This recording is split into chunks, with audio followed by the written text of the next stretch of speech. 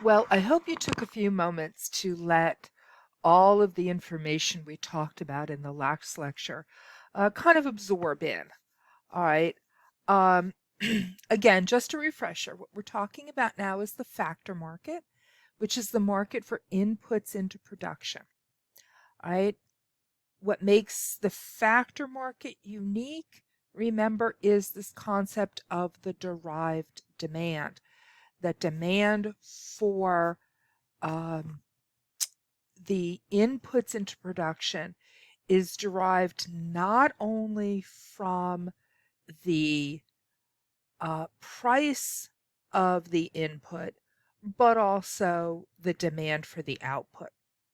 And again, this requires us to have information about both the product market and the factor market in order to decide what we're doing. All right. Um, again, I left this slide up. It was the last slide that we had in the last lecture. I left this up because I wanted to refresh your memory.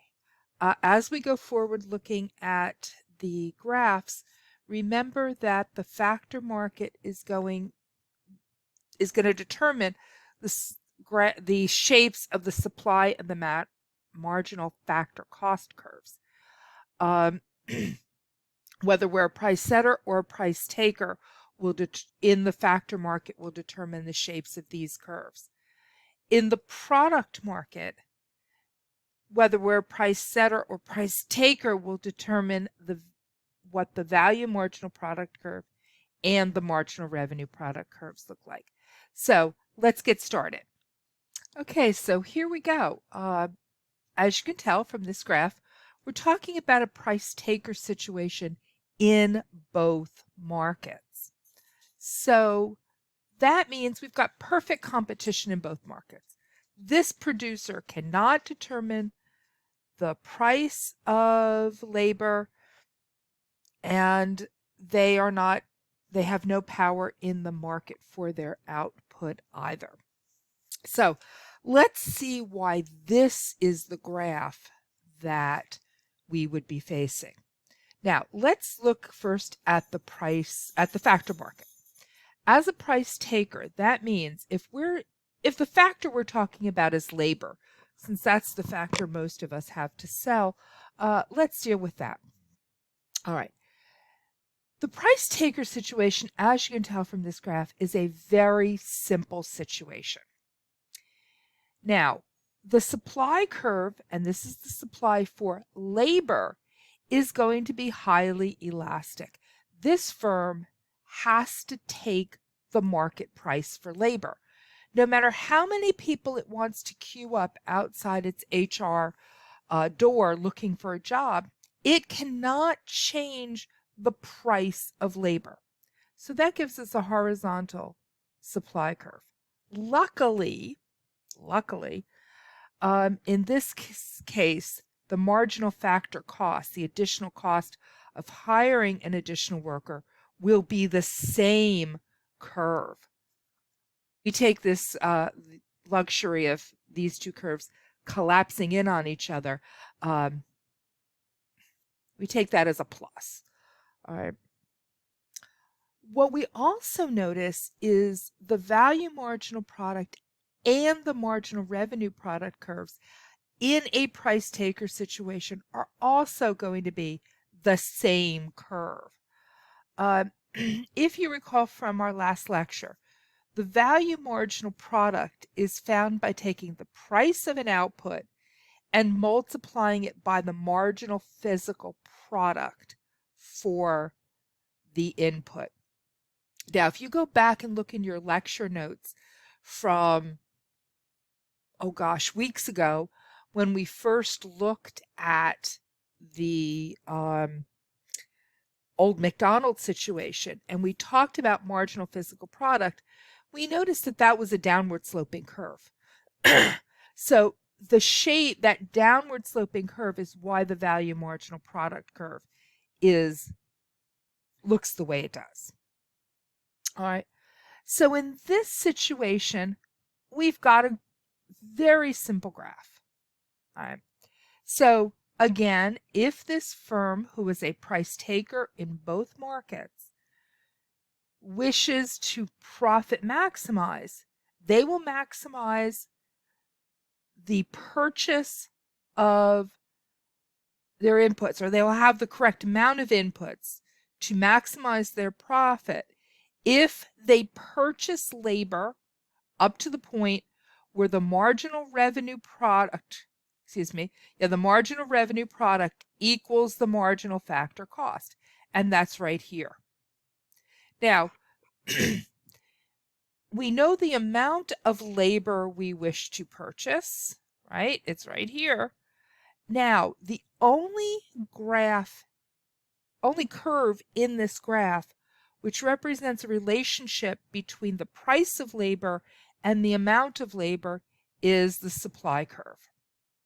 So once we know the amount of labor we wish to purchase, we go to the supply curve and we read the price of labor, or the wage, off the vertical axis. Well, as you can see, we have a slightly different situation if we are a price setter in both markets. By being a price setter, remember, we mean that the firm has some market power. It can affect the market. Now, that power leads to a little bit of a complication. Well, maybe complication isn't the word for it, but the graph just got really messy.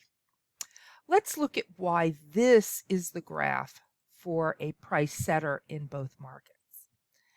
Now, remember that we're talking about the supply of labor. You are a producer. You're trying to decide how many workers to hire. You now are a price setter, so you can affect the price of labor. You can change the amount you're willing to pay in order to get different amounts of people queuing up at your HR door. For example, if you only wanted a few workers to show up, you'd pay them very little. If you wanted more workers to show up, you'd have to pay them more. So that's why we have an upward sloping supply curve. Now, that unfortunately is going to create a marginal factor cost curve which is separate from the supply curve. And the marginal factor cost curve will always lie above the supply curve. Why? Because there are other costs of adding a worker besides just their wage. So the marginal factor cost curve is going to lie above the supply curve. Now, if you are a price setter in the product market, we still have that nice downward sloping value marginal product curve. But now look what happens. Our marginal revenue product curve is separate. It is below the value marginal product curve and is similar slope. Now, remember, in the monopolistic competition, and oligopoly situations, the marginal revenue product curve always would lay below the demand curve. So that's what you're seeing here. It's very similar. Now, the problem is we've got 4 points of intersection. How do we find profit maximization? As you would assume, profit maximization occurs where our marginal revenue product equals our marginal factor cost. So here's our marginal factor cost. Here's our marginal revenue product. Wonderful. We know the point of intersection. That determines the amount of labor we wish to purchase. Again, how do we find the price? Well, we know that the only curve in this space that represents the relationship between price and quantity of the good is our supply curve. Right? So we know the quantity we wish supplied to us. What price do we have to pay? Here you go. Read it off, read the price at this profit maximizing quantity. You read the price off the supply curve. Okay, does this make sense to you? Are you seeing why we have the difference between the two? What I'd like you to do is to pause this lecture for a moment and now try to figure out what would the graphs look like if you were a price taker in the factor market, but a price setter in the product market. Right? Review the slide before this, review this one, and see how does the graph change when the firm gains power. Remember that the factor market determines the slope of the supply and the marginal factor cost curves. The product market determines the slope of the value marginal product and the marginal revenue product curves. So do me a favor, pause me for a few minutes, see if you can graph them. Okay? See you in a few minutes. I hope you did take a minute to pause me before we move on, because it really would have helped. All right, now, if you are a price taker in the factor market, we know that a price taker cannot manipulate the price of this input, the labor. And so here we go. Our supply curve, marginal factor cost curves are horizontal.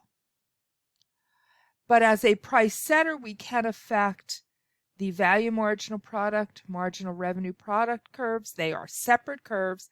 So now our picture looks a little different. But we do exactly what we did before. If we want to find profit maximization, that's going to occur at the point where our marginal factor cost equals our marginal revenue product. That's here. Once we determine the quantity, we read the price off the supply curve. Kind of redundant. It's what we did before. Now, what's the other option? Well, if we're a price setter in the factor market, that gives us separate supply and marginal factor cost curves. But a price taker in the product market gives us one value marginal product equals marginal revenue product curve. Profit maximization occurs where marginal factor cost equals marginal revenue product, which is right here. That gives us our quantity. At that quantity, we go to our supply curve and we read the price off. All right. The key here is understanding which market gives us which curves. All right.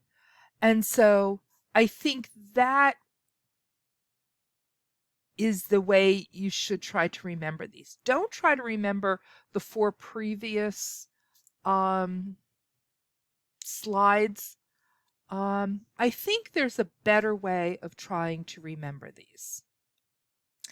To be honest with you, the way I remember these curves is using this picture. Now, don't let it freak you out. Let's look at it simply. Let's look at this column first. All right, factor market. It tells us the supply and marginal factor cost curves. If you're a price taker, they're one curve. If you're a price setter, they're separate curves. You just need to remember what they look like. Over here in the product market, same thing. If you're a price taker, the 2 curves that the product market gives you, the value marginal product and the marginal revenue product curves, they're downward sloping curves. Not a problem. For a price setter, 2 downward curves. All right. I think this is an easier way to remember. In our next lecture, we're going to talk about elasticity of demand. Thanks.